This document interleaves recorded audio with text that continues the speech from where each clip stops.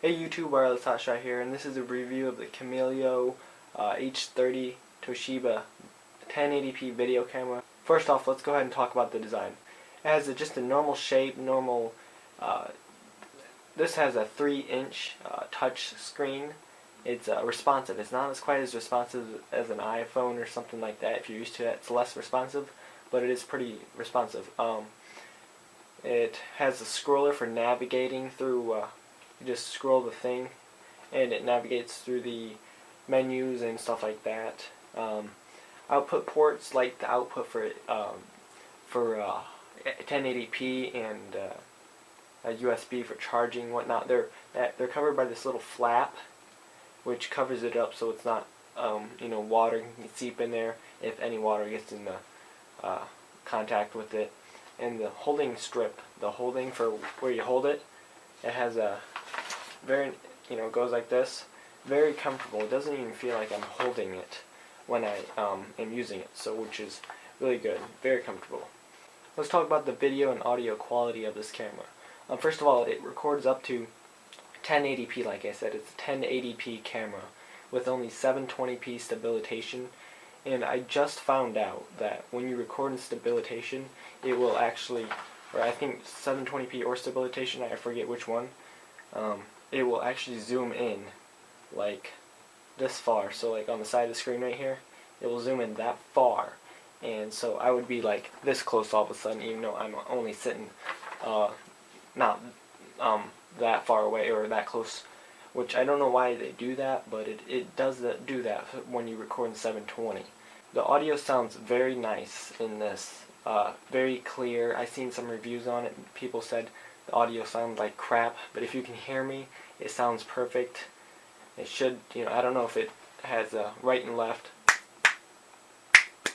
I don't know about that, but if it does, good. It says it only takes up 10 megapixel cameras, or still pictures, but in the settings, if you go in the settings, it says 16 megapixels, 10 megapixel, and then 3 at the lowest, which so it goes up to 16, and the pictures look great. Here's a picture of my dog that I took with it, and I believe this is only 10 megapixels. And then here's a picture of my friend Robert with his new iPod Touch that I did an unboxing of. So as you can see, it takes very nice pictures. It only flashes when you take a picture, so you can't have I believe you can't have the flash stay on and have it as a black light. But when you take pictures, in the dark, complete darkness, I took a picture just outside this door here, in complete darkness with the flash, and you brights up the whole place. So very nice camera, a very nice flash built into it.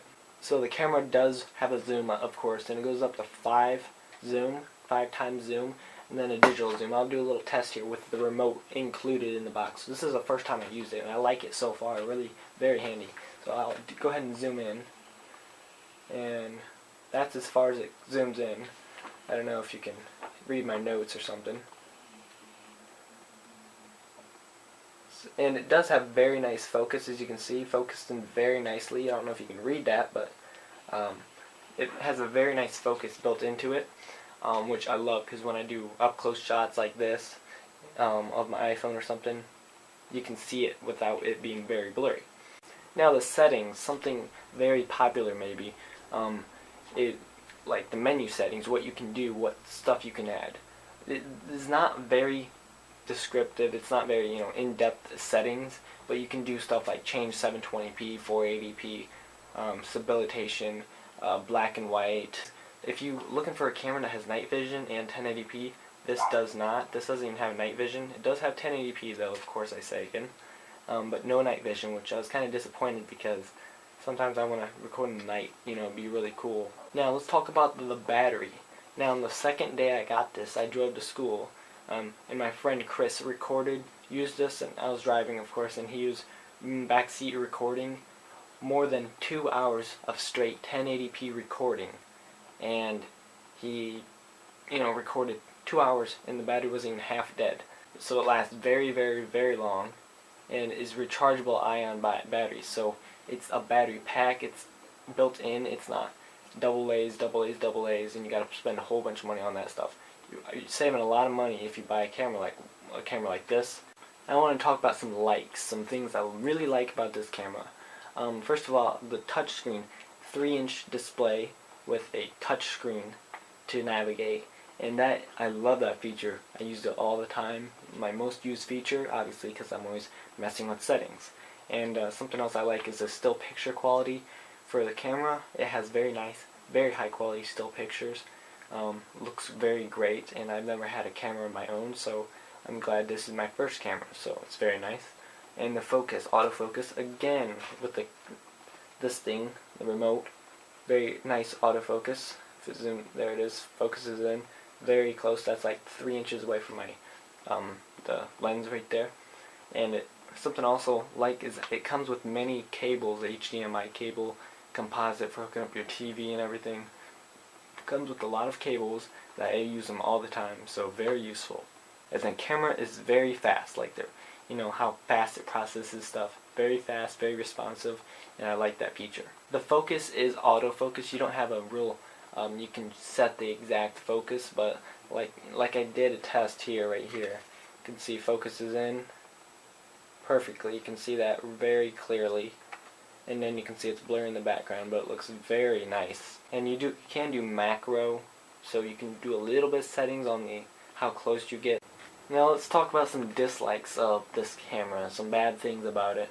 Well, first of all, physical controls, like the pushing up and down and pushing the record button, is I don't like it at all. It's when you push it, the camera, you know, moves, and then you lost your position of what you were doing. But that's all saved from the touchscreen, except the recording button. They should have put a record button on the touchscreen. Now, a big disappointment for some people would be that the camera didn't come with a memory card, you know, an SD card, or it doesn't have enough memory in the first place.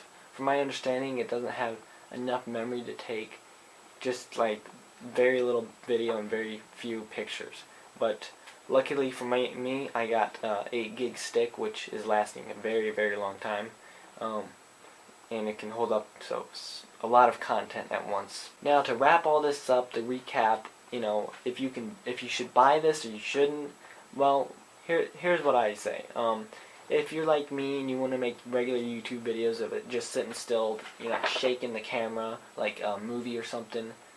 If you're want to make movies and stuff, look for a better camera that shoots in 1080p. But if you want a 1080p camera that just does simple stuff like this and has, you know, just basic features and everything, this is a camera for you. It's a very low price, I believe, $180 for 1080p touchscreen Toshiba Cameo 530. I don't know why, or not 530, H30.